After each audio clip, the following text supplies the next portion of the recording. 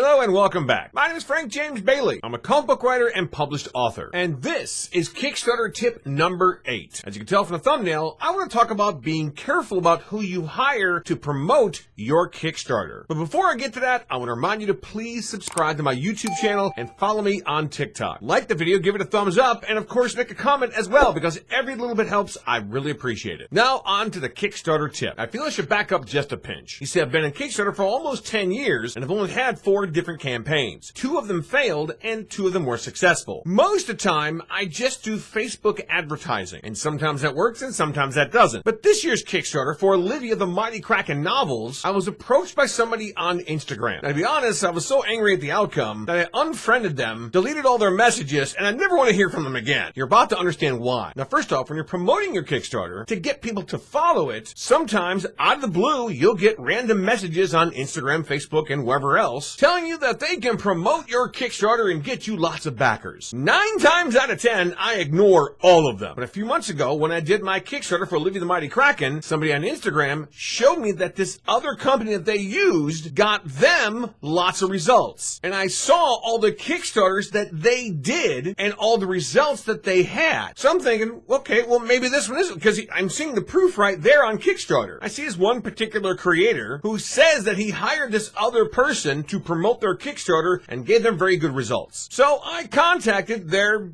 person, and I gave them around $200 to advertise my Kickstarter for Olivia the Mighty Kraken on Twitter, Instagram, Facebook, wherever they were going to advertise it. They were going to let their investors know about my Kickstarter. And for a while, it worked. For the first time ever, my Kickstarter was funded in less than 4 days. I was ecstatic. And at one time, my Kickstarter was over 400% funded. I was blown away by this particular company that did this. I was amazed. It was almost close to $4,000 funded. But then came the last couple of days before it ended. I'd say about 70% of those backers dropped off. So basically, I gave this guy $200 to promote my Kickstarter. He did promote it. There was funding, but there's nothing to say that they can't back out at the last minute. So basically, I wasted $200 on this particular company to promote my Kickstarter, and they did promote it. There was backing, but they all backed out at the last minute. I'm just very grateful that it was actually funded and didn't go below the $500 threshold. I think I made just over $800 with it. So the good thing is, even though I invested money for the advertising of my Kickstarter for Olivia the Mighty Kraken, it was funded and it is a successful Kickstarter. But I know now that I'm going to be very wary and very cautious about using any particular company to advertise my Kickstarter. And you should too. So there it is, Kickstarter tip number 8. Be wary, be very cautious about who you hire to promote your Kickstarter, because sometimes it's not going to work out that well. That's all for now. Thanks a lot for watching. And of course, as always, thank you for your support.